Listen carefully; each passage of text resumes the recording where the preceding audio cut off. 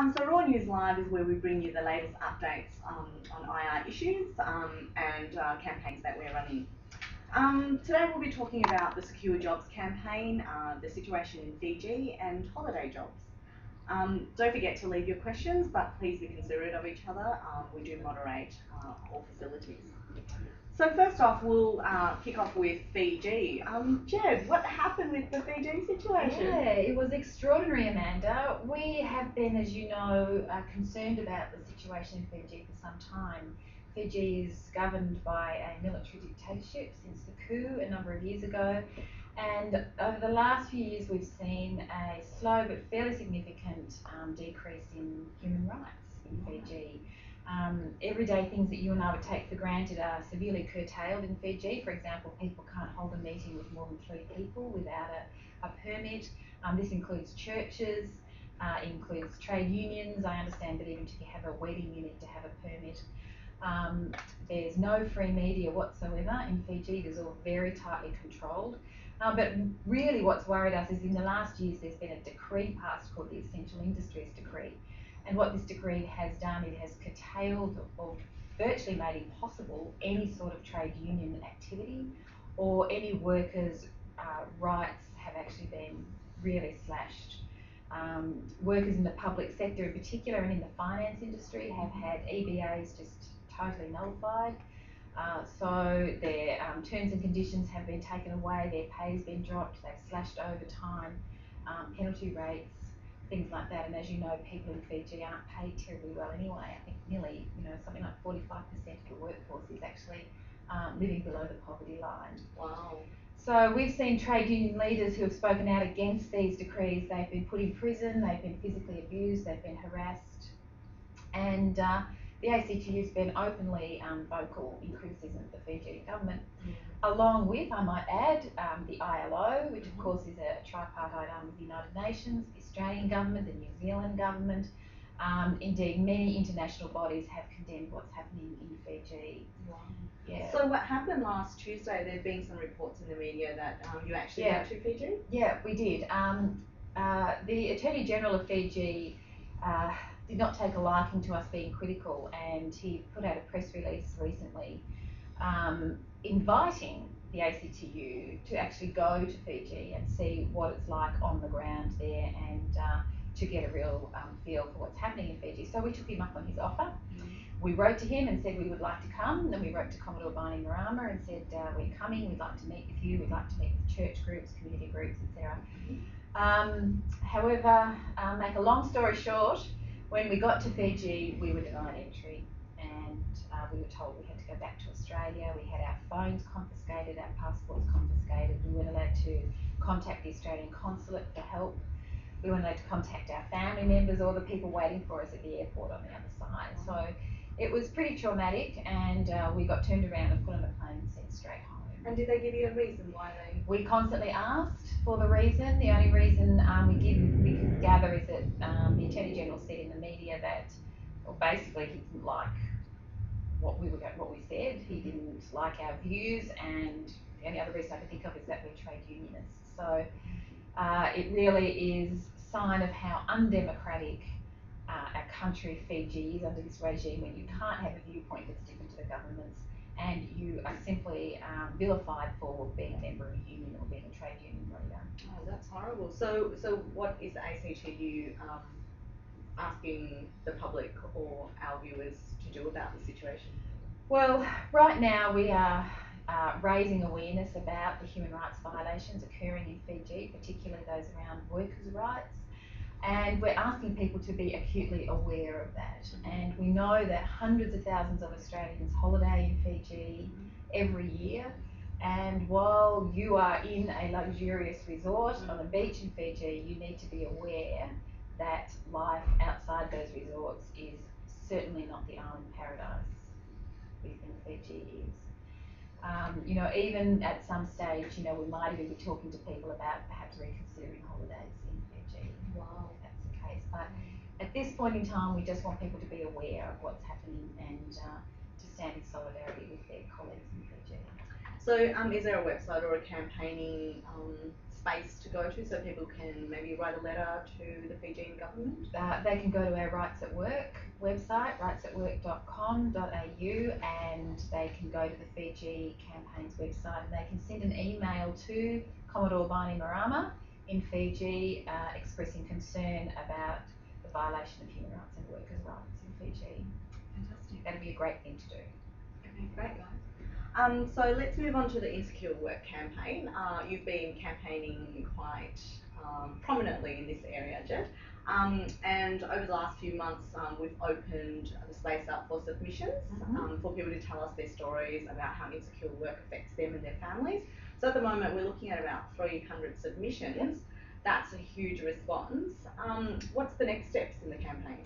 Yeah, we're very pleased that people are writing to us. It just goes to show that this is an issue for all Australians. So please keep sending us your submissions to the inquiry. That's very important that we hear stories from workers out there. You can, of course, lodge it at our securejobs.org.au website, or you can ring a number. You can ring our 1300 number, which I don't have on me right here, right now, but it's here somewhere. I think I've jumped ahead. Yeah, I think you have. Anyway, we'll come to that. We'll give you the number in a minute at the end. But the next stage really in the inquiry is that we are going to be taking public submissions next year after our written submissions have been received. And it's really quite amazing, Amanda, the stories we're hearing from people. Some of it could actually break your heart. Oh, do you want to give us a few examples? Well, we had we had a letter very recently from a couple who have both been in insecure work for many years, and they put off having a family until at least one of them had a secure job. And the person who wrote to us said that she was now well into her 40s, and for the first time in her life she's actually got what she would say secure job, but it's too late for her. She's now unable to start a family, and really very sad. We're hearing from a lot of younger people who are finding it difficult to have careers. I talked to a couple of young workers the other day who were telling us, you won't believe this actually, they had to queue up outside an abattoir that was in their local country town where a lot of the work was, and they got handpicked by the foreman of the abattoir to say who got a job today and who didn't. So I can't believe that in this day and age, people are still working like that. You hear about those stories in the Great Depression, but Yeah, I didn't realise that kind of stuff happens now. It does happen now, and look, in fact, as we know, about 40% of our workforce is now in some sort of insecure work, whether it's casual, fixed term, or sham contracting, which is just a hugely burgeoning area of employment that we are particularly worried about. So with these 300 submissions, are they normal occupations like retail or holiday jobs like that, or are there kind of more professional jobs that people are doing but are still insecure? Well, you'd be amazed to know that this is happening right across all industries. We normally associate this type of work with hotels and retail, as you say. But we're finding, in the education sector, for example, 80% of TAFE teachers are now employed. 80% are now employed in these types of work. It's right across the whole education sector. We have manufacturing. We have factories that are supplied. The labour is supplied all by labour hire firms, so they're all casual, the entire workforce. We see it in manufacturing, in education, in healthcare, in the public sector. Which is amazing to think that our public sector, you think, would be one of the safest sort of jobs around. They too are now becoming casual, fixed-term contract type of jobs. So it is a concern. So what do you hope that the campaign moving forward will do? Well, I think in the first instance we're just highlighting it as a real problem, because we all know the problems that this creates for people. They have gaps in their income, they have no security, they don't know what they're going to earn week to week.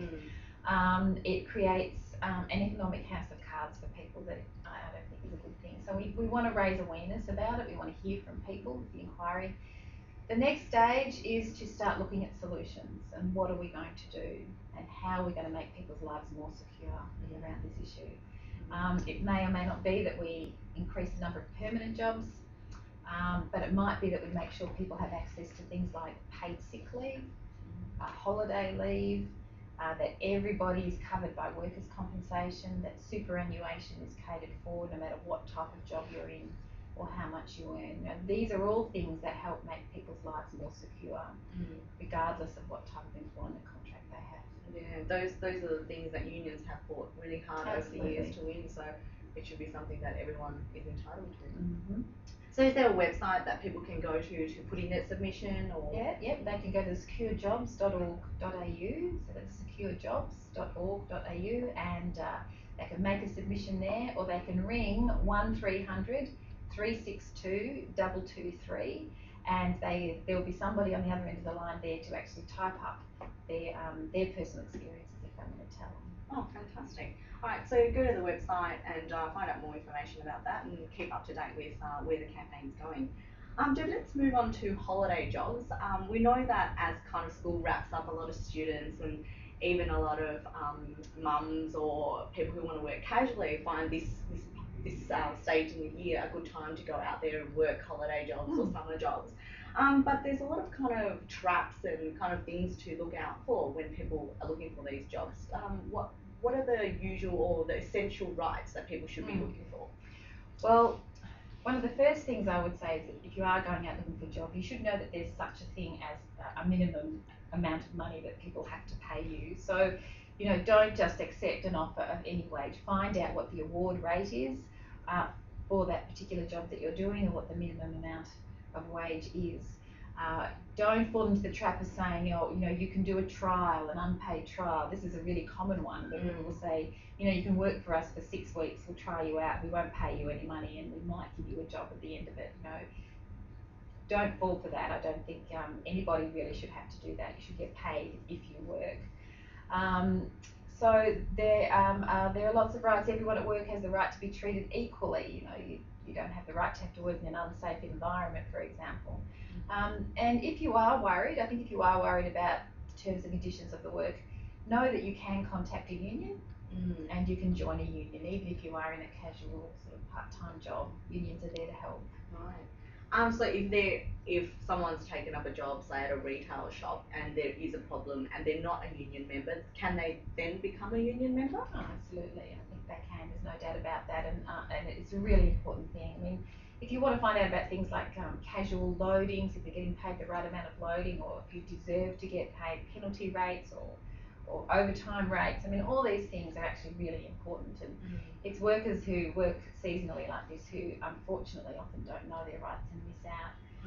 There are things like minimum starts in retail, for example, you know, where they can't pay you less than, say, 3 hours work, even if you turn up and they only you only work for 1 hour or 2 hours. They have to pay you a minimum amount. So there's little things like that that people should be aware of, and the union can help you with those. Sure. So is there a website or a phone number that people can call if they don't know what union they belong to? Yep, you can call Unions Australia, and you can use our 1300 number, which is 1300 362 223. And we'll give you lots of advice about where you can go to join a union, what union you should join, and just some general help, I think, with terms and conditions. Oh, fantastic. And is that number available if people just want to call up and ask a question? Absolutely. Absolutely. We'll help you out with that. And it's really important that you're treated fairly at work. So, yeah. Fantastic. All right, well, that's all we have time for today. Thank you so much for joining us throughout the year. We've had so much entertainment, and it's been great. Yeah, we've really enjoyed delivering it to you. So from us, I guess it's goodbye, and we'll be back next year, probably starting in February. So go onto the website and check the date when we'll be back. And have a very safe and happy holidays and festive season if you're not having holidays, and we'll see you in the new year. Okay then, happy Christmas.